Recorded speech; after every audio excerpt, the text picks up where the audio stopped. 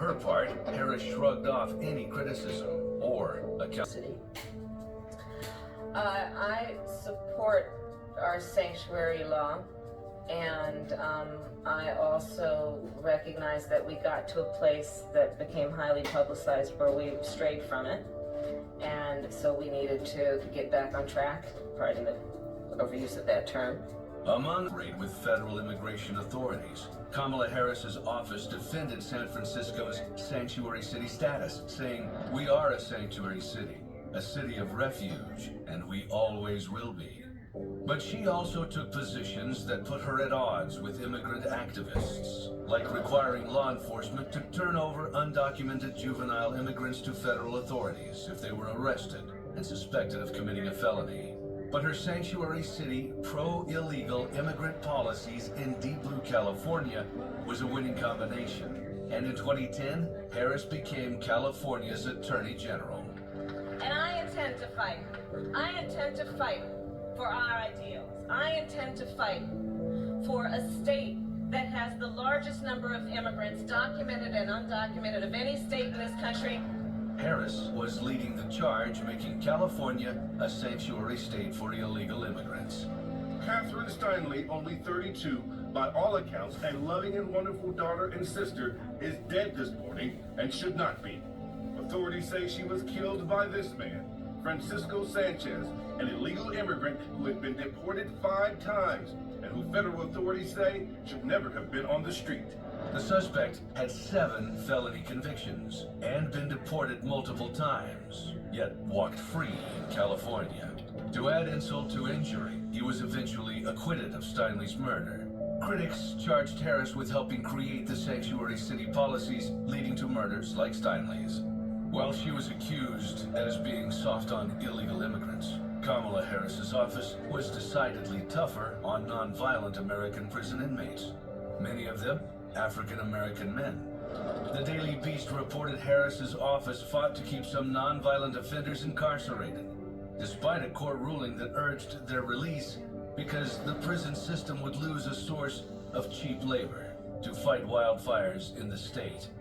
These minimum security inmates, Harris's office argued, would severely impact fire camp participation, a dangerous outcome while California is in the middle of a difficult fire season and severe drought. When confronted about the issue months later, Harris said she was shocked and was looking into it. When we come back, Kamala Harris makes California the first state to offer taxpayer-funded transgender surgeries. To his last year in office, violent crime surged to a 6-year high.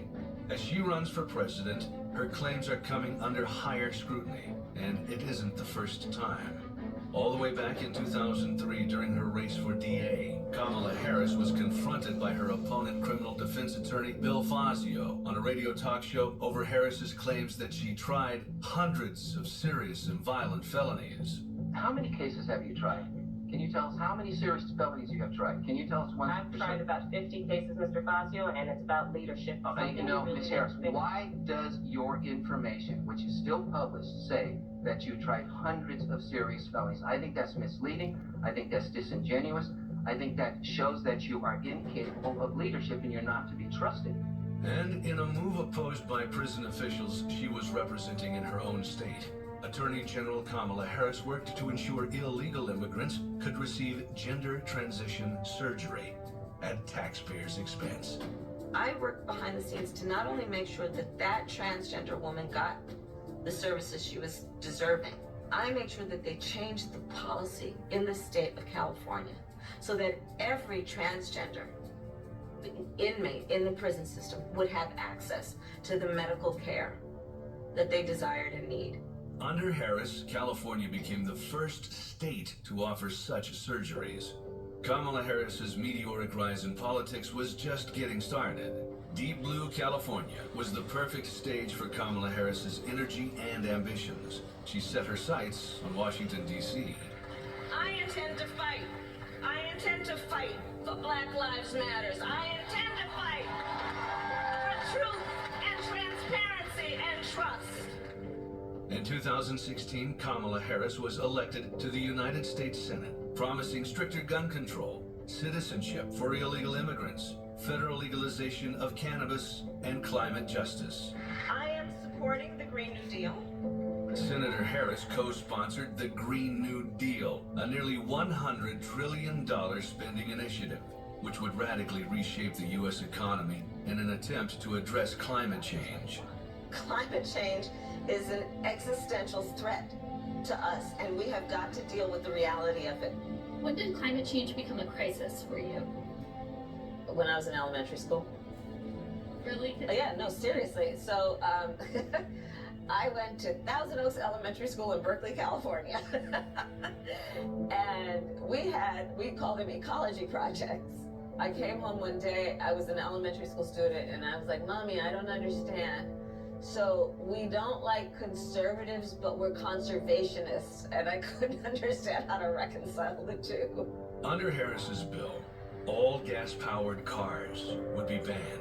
International travel would be virtually impossible. It even alluded to going after hamburgers and steak dinners. As it stated, we aren't sure that we'll be able to fully get rid of farting cows and airplanes that fast.